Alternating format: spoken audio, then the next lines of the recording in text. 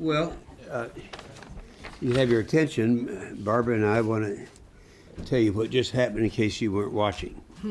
We have, after about 4 months of working in our committee, and we have a great committee. One of the things that we did, I think, Barbara, that others don't do, and that is we bring everybody in and really take care of the complicated things in committee.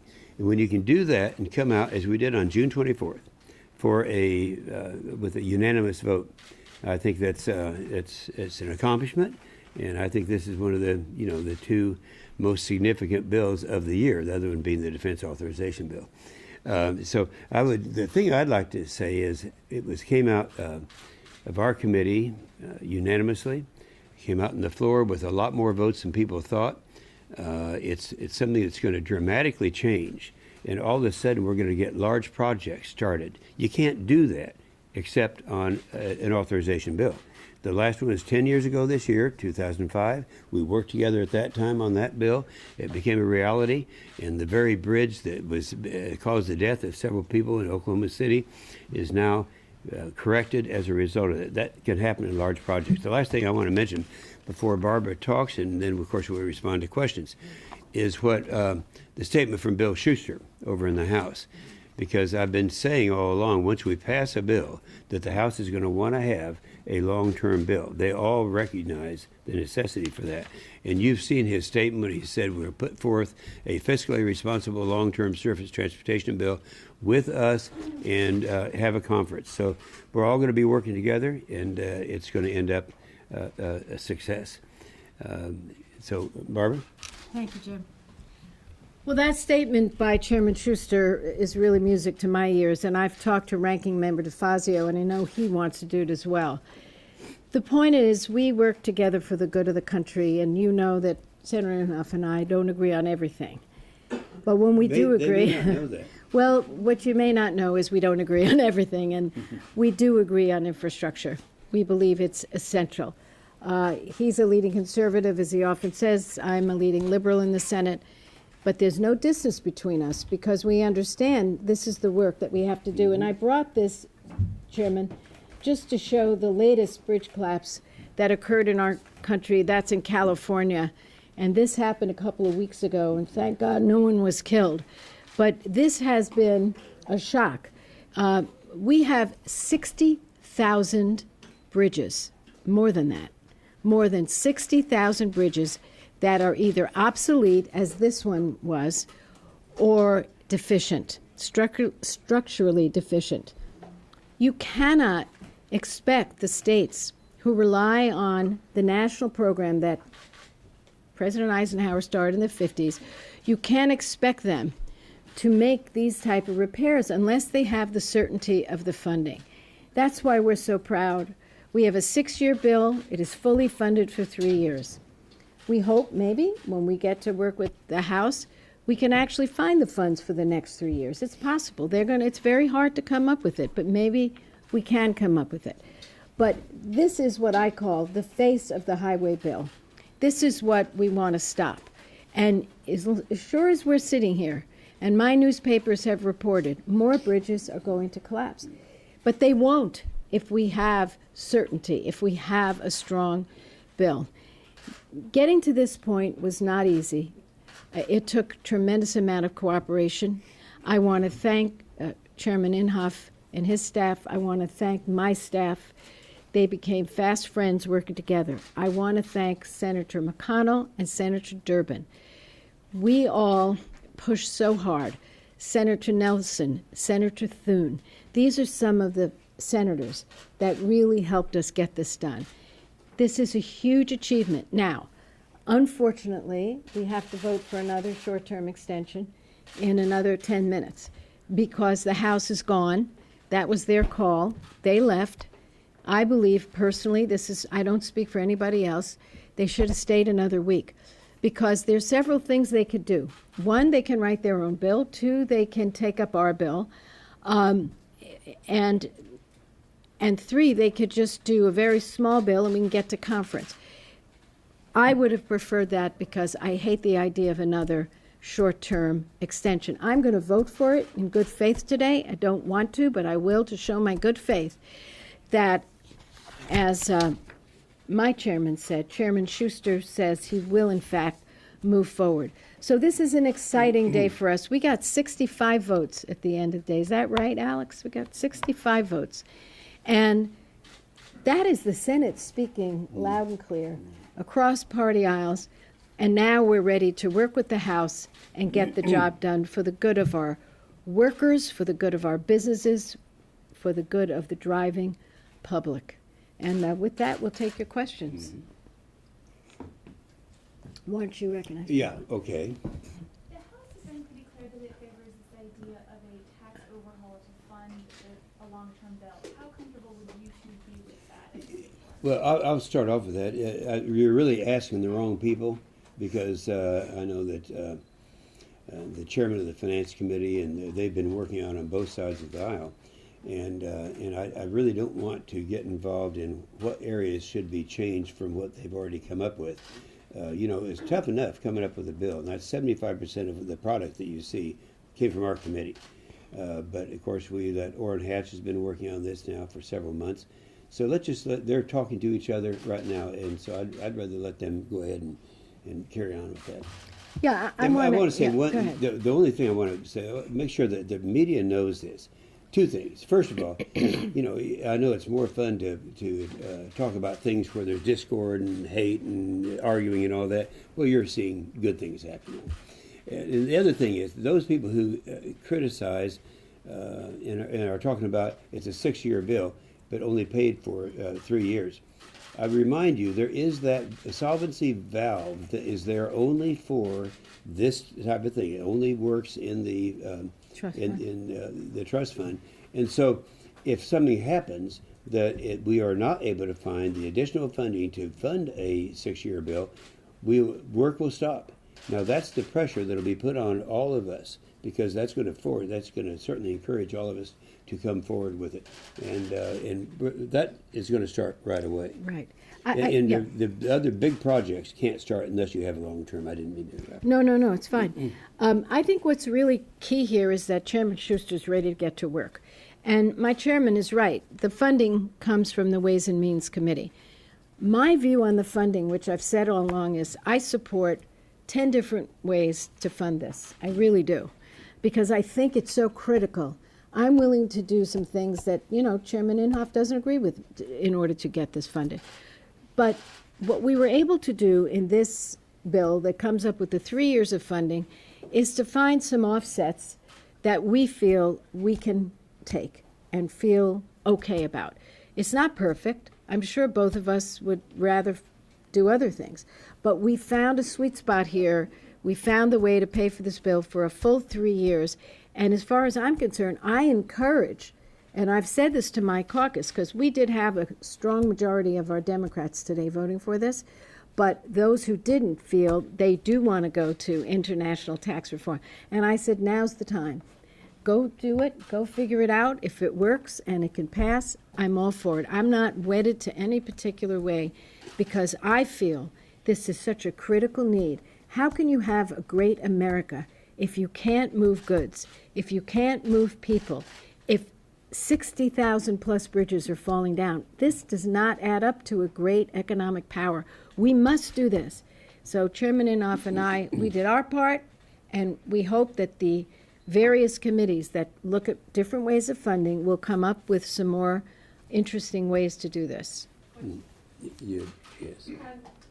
Two questions. One, are you guys disappointed that Schuster and the House didn't already have a long-term bill ready? I mean, this deadline hasn't snuck up on anybody. And the other thing is, the extension you're about to vote on authorizes programs through October, but has enough funding to go into December. Are you worried that this could go into November and December?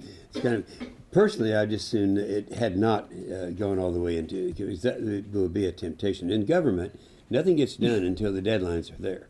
And but we are going to do everything we can. There's no reason. We have a bill now.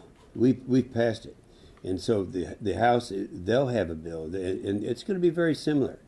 There's always battering back and forth about what they do and don't like about it. but they know that it's a very difficult thing. There's not one person over there that hasn't been through, except maybe some new House members. Let me remind you, the last time we had a semi-long-term bill, that's a 27-month bill, that I went over personally and talked to all 33 Republicans in the House T&I committee, told them, and this is significant, the conservative choice here is to have a long-term bill because of the cost of short-term extensions. They understand that. They also understand that it's our constitutional duty. As a result of that, I'm not sure just as a result of that, but after that, in a matter of days, they voted. Every one of the 33 Republicans on the T&I committee voted for it. And I anticipate this is going to happen. They're going to come up with some different ideas on a long-term bill. That's great. We'll go to conference, have a lot of fun, we'll crank something out. I want to answer you. They started off with a 5-month bill. Now they sent us a 3-month extension with enough money. Everything still shuts down in 3 months. So I think, although I agree with my chairman, I'd be happier with a 2-month extension. That's exactly what Leader McConnell wanted to do. They did compromise from a 5-month to a 3-month, and the pressure will still be on because they have to reauthorize or everything shuts down in 3 months. And again, I think my chairman read you the fact that they want to go to conference with us, and those discussions have already started. So I feel pretty optimistic. Am I disappointed that they went home now? Yes. Frankly, if they had stayed another week, I really think we could have resolved all this. I do, because our bill took a long time, and I think we addressed all the issues. But that's the way it is. They're going to have to explain why they took a 5.5 week break. We don't agree on this. We don't agree on this, but we don't totally agree. I believe they shouldn't have. That's how I feel. But they did, and I think what's encouraging is that Chairman Schuster put out this statement. Yeah, you never heard anything except negative things from the House before. It's totally changed now. And they didn't have time. They didn't want to have a long-term bill. They knew we were working on one. And there's a large group of people who didn't really want to have the long-term bill now. There's a lot of them wanted a 5-month extension. I think all of you know what was motivating them. Nonetheless, they now are all in agreement over there in the leadership that they're going to have a long-term bill. We're going to go to conference. It's good news. It is. Senator Boxer, I'm sorry. You said you would be willing to look at some of the funding proposals coming over from the House, but one of the things they keep talking about is entitlement reform as a way for transportation. Is that something you would? No, I have said, yeah, I have said all along that we have to pay for this, not cut poor people or middle-class families. To me, that is just going to hurt the economy. But we have disagreements. That's why finding the sweet spot is difficult. And we managed to do it for the 3-year period, and we'll argue it out. But no, to me, funding transportation, hurting our families, that doesn't go together for me. Well, of course, I don't agree with that. When you And say of hurting course our he doesn't families, agree. you got to look in the future. You got to think about the next generation. With 20 kids and grandkids, I do that all the time. I only have 6, but I do too. Yeah, Okay. well, you're young. You'll get it. Young. Clearly, this is a big day for the Senate, but the House came at the 11th hour, whipped out this short-term extension. Majority Leader McConnell concedes this is the path forward going into recess. Does the House have the upper hand going into negotiations in September? No, I don't think so. I think they're going to start right away. Our staff has talked to a lot of their staff over there. They're already working. They're looking at our bill. They're looking at, and I anticipate with this running start that we have given them, that they're going to get this thing done in advance of the extension that they requested. I do too. And I think When they go home, they're faced with all these people. Let me tell you, the public's behind us on this. I don't care which of the 50 states you go to. They want a highway bill. They want their bridges and highways fixed. And let me just say, the fact that they came from a 5-month extension down to a 3-month extension shows they actually did move our way. And I do think this statement that was read by my chairman is very clear that they're moving forward. And it is a fact that, frankly, we hadn't heard any of that before we did our job. So we're happy. We think just as our committee with a 20-0 vote started this process, we think this 65 vote margin, this is huge in today's world. 65 votes sends an amazing signal over there. And I'm excited about it. And by the way, I just want to say, I have a great relationship with Chairman Schuster, very good working relationship with him and with Peter DeFazio, as does Senator Inhofe, and this bodes well for a conference. Yes, sir. Thank you, Senator. This is for both of you. An element that seemed to be absent from this discussion for the past few months, I think, was discussion of a longer-term user fee or funding solution. I think most people outside the Beltway, when they think long-term, they think more than 3 or 6 years. They think of something, for the foreseeable future. There was some discussion of the gas tax, but that has a lot of critics, and vehicle miles are also getting more efficient, so it would be hard to keep that as a viable solution. Do you expect that things like VMTs will get more discussion in the next few months, or do you expect that to change? Once we passed, if you remember back when we had our 05 bill, we talked about alternatives, and we didn't do a very good job of following through and coming up with the decisions. Now, keep in mind that the president has said he would veto a bill if it increased the gas tax. So that was kind of off the table in the beginning of this thing.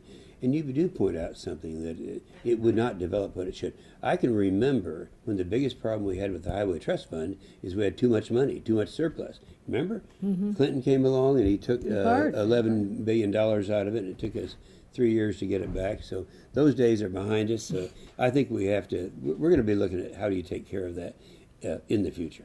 I want to mention VMT. In our bill, there is, you want to explain it, Andrew? There is a provision to study VMT. Future user fee alternative revenue mechanisms. There's a study in there, so we can see where we're headed. Last question, Mr. Chairman, you think? Oh, Or two more? The Whatever. vote hadn't started yet. Well, yeah, it has too. It has. Go ahead. Hi, this is a question for both of you. What is the probability of provisions for delaying positive train control as well as lowering the driving age for interstate truck drivers to 18? Is the Commerce Committee working on that? Yeah. Yeah. That's in the Commerce. It's in the Commerce portion of the title, bill. and it is being addressed. And we can hook you up with John Thune and Bill Nelson to get the exact answer in it. Just had a question about what was it that allowed this to happen this time as opposed to all the previous patch opportunities? What made the difference that caused this? to happen? Perseverance. Yeah, and a great committee, really. When you get a 20-0 vote, we were together. And you look at And the the committee momentum too. We came. have Yeah. the whole spectrum of philosophy in that committee. We go from socialist to Yeah, right-wing we do. We got one conservative. socialist. You probably didn't So, know that, did you? Yeah, we had everybody, and I think that gave the perseverance and the momentum and the product. And I think once that happened, it basically said, this has to happen. Yes, sir. Hi, you still have significant opposition to some of the pay-fors, such as the reduction in the dividend rate for large member banks for the Federal Reserve. Do you have any concern that in the intervening month or so, before you all return in September, that this will give opponents opportunity essentially to mobilize in addition to this? My feeling is they're going to be busy going after other sources, and they have time to do it now. Yeah. They're already working on this, and sure, it's hard to come up with anything that is going to be sellable to everybody. There's going to be opposition. The question is that they have to decide in their minds, is having a highway bill that's going to fix all these death traps that we have throughout America more important than bickering over offsets? You say that you're talking about the House? Mm-hmm. And I agree with my chairman. They have the time now. Let's say they take the 2.5 months to get this done. They can look at a host of pay-fors. And we know how hard it is. It wasn't our job to do it. Others did it. But we know that there was opposition to fugitive felons that touched Social Security. There was opposition to, what was that program, hard-hit cities. And we had to pull back some of them. But I think the ones that remained stood the test of time. Remember, we've been at this for a couple of weeks on the floor now. It's not been anything that was jammed down senators' throats. They read everything. And the fact that they supported this bill with 65 votes, given all of the issues you folks have raised, says to me that my chairman is right when he says there is an overriding obligation here. And that is, not to have things like this happen, not to have these kind of bridge collapses, and to make sure that our construction workers and our businesses are moving forward to build this country, rebuild this country. Because if you can't, again, and I'll close this, I'm going to run down a vote. If you can't move people, if you can't efficiently, if you can't move products, your economy suffers.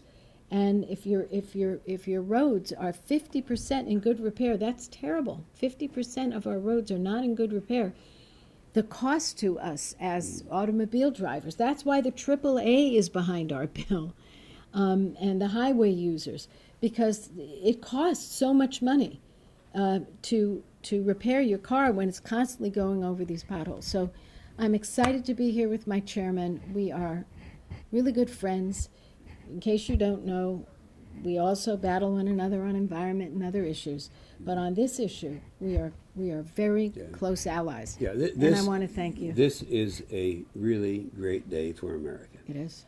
Thank you, guys. Thank you, Mr. Chairman.